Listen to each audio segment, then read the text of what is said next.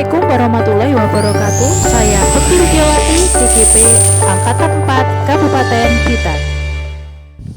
Berikut ini adalah tugas di LMS 2.1.A.9, yaitu koneksi antar materi pembelajaran berdiferensiasi. Apa yang dimaksud dengan pembelajaran berdiferensiasi dan bagaimana hal ini dapat dilakukan?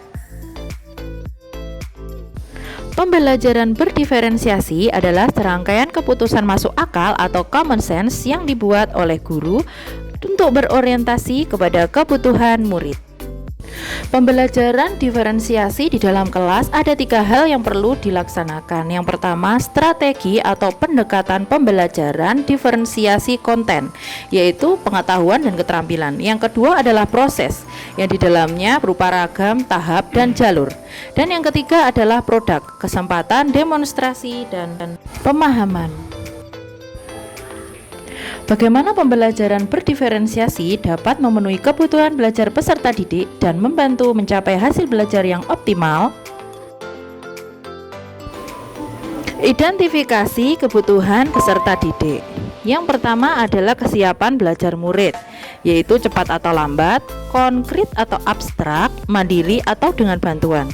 Yang kedua adalah minat murid, dan yang ketiga adalah profil belajar murid. Yang pertama, gaya belajar, kecerdasan maupun latar belakangnya. Kesiapan belajar peserta didik yang diadaptasi dari The Equalizer oleh Carroll and Tomlinson. Yang pertama, bersifat mendasar atau transformatif, konkret atau abstrak, sederhana atau kompleks, terstruktur ataupun terbuka, tergantung ataupun mandiri, cepat maupun lambat. Minat peserta didik. Yang pertama adalah mencari kecocokan antara minat peserta didik dengan tujuan pembelajaran. Yang kedua adalah koneksikan, yaitu menunjukkan koneksi antar materi pembelajaran. Yang ketiga adalah jembatani, yaitu menjembatani pengetahuan awal peserta didik dengan pengetahuan yang baru. Yang keempat adalah memotivasi, yaitu memungkinkan tumbuhnya motivasi peserta didik untuk belajar.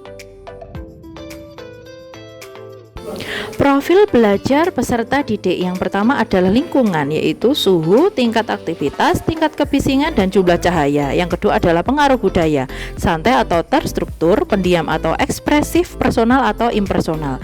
Yang ketiga adalah gaya belajar, visual, auditori maupun kinestetik.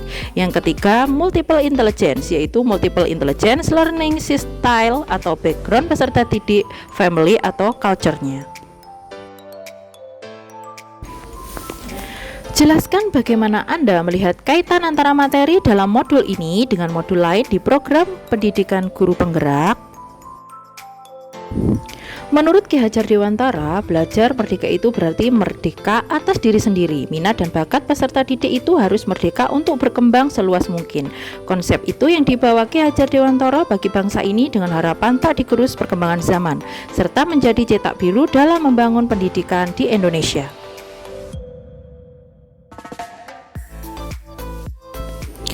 Menurut Ki Hajar Dewantara, nilai dan peran guru penggerak yaitu Tutwuri Handayani. Guru menghargai dan mendorong potensi yang dimiliki peserta didik. Guru harus melihat keberagaman yang dimiliki oleh peserta didiknya. Demikianlah pemaparan materi dari saya. Wassalamualaikum warahmatullahi wabarakatuh. Terima kasih.